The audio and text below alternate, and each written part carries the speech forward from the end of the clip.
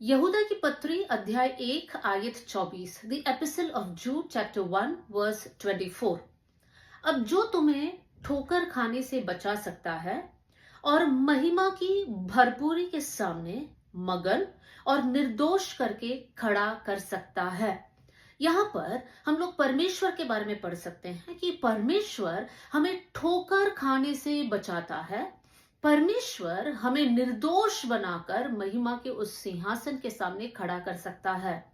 इस आयत का फर्स्ट लाइन पर जब हम फोकस करते हैं कि परमेश्वर हमें ठोकर खाने से बचाता है, मेरे प्रियो, यहाँ पर हमें सावधान होना है।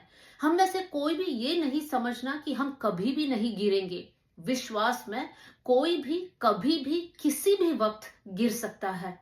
यहाँ पर हमें सावधान होना है। हमें ओवर कॉन्फिडेंट नहीं होना है, हमें खुद पर भरोसा नहीं करना है, लेकिन हमें दीनता से प्रभु पर भरोसा कर कर प्रार्थना करना है कि प्रभु इस विश्वास के जीवन में हम स्थिर रहे।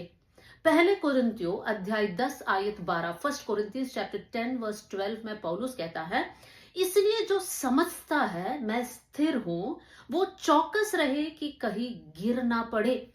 पौलुस कलीसिया को चिट्ठी लिखकर कहता है कि अगर तुम में से किसी को लगता है कि मैं विश्वास में स्थिर हूं तो ज्यादा सावधान रहना है, चौकस रहना है, क्योंकि तुम गिर सकते हैं।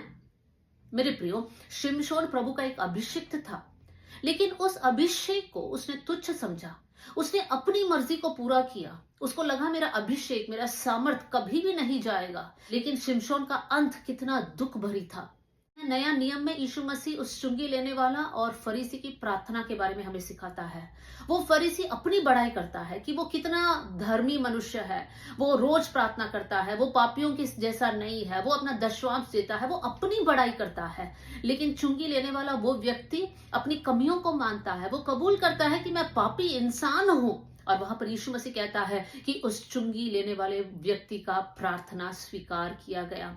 मेरे प्रियो, यहाँ पर हमें समझना है, हम अपनी बड़ाई ना करें। हम ये भी ना सोचें कि हम विश्वास में बहुत स्ट्रांग हैं, हम कभी भी विश्वास नहीं छोड़ सकते हैं। हमारे साथ कभी भी कुछ भी हो सकता है, शैतान हमें गिरा सकता है। तो हमें सावधान रहना है, दीनता पूर्वक प्रभु पर भरोसा करते आगे बढ़ना है। आइए हम लोग प्रार्थना करें। स्वर्गीय पिता, आज का वचन के लिए धन्यवाद प्रभु जी। इस वचन के अनुसार धन्यवाद प्रभु कि आप हमको ठोकर खाने से बचाता है। प्रभु, हमारे विश्वास के जीवन में आप हमें संभालना प्रभु, कहीं हम गिर ना जाए, कि हम आपके मार्गों से भटक ना चाहे। प्रभु जी, दीनता से आप पर भरोसा करते हुए आत्मिक जीवन में हम आगे बढ़ने पाए। थैंक यू प्रभु, आपने हमारी प्रार्थना सुन लिया। आदर और महिमा को देते हुए प्रभु यीशु मसीह के नाम से हम मांगते हैं, आमेन।